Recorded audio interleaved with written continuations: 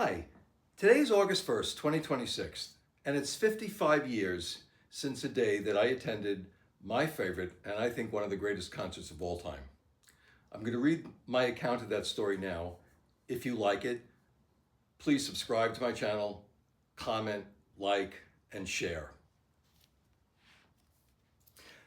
My friend came to me with sadness in his eyes, told me that he wanted help before his country dies.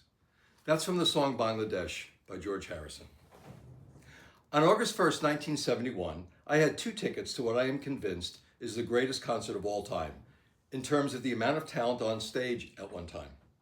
It was the first ever benefit concert, George Harrison's Concert for Bangladesh, which was inspired by the request of his friend and sitar mentor, Ravi Shankar.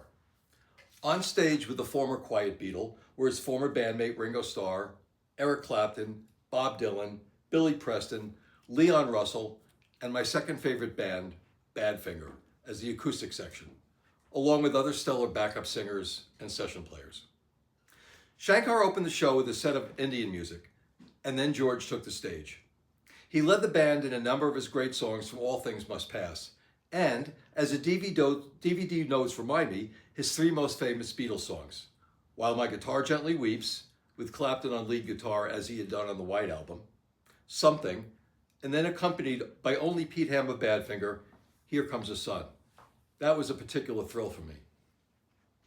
Russell led the band with a rousing jumping jack flash, and Preston, the only non-Beatle ever to be credited playing on a Beatles album, sang That's the Way God Planned It. Ringo sang his first hit, It Don't Come Easy, and Dylan sang 4 of his songs, including Blowing in the Wind. Rumors had been swirling that John Lennon would join on stage. I was at the first show, and I kept waiting to see if he would appear. When he didn't, I wondered if he would show up at the late show. He didn't.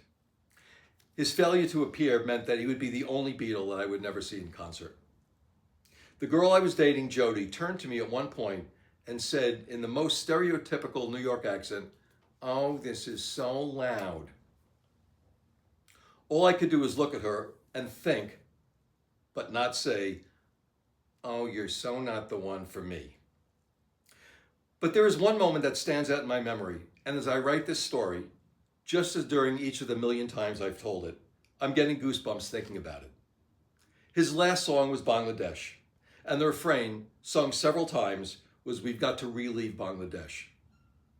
When he sang that line for the final time and took his guitar off, placing it gently in its stand, he, in his whitish suit and orange shirt, and he walked off stage left, the roar, the ovation was so thunderous that I can still hear and feel it 55 years later.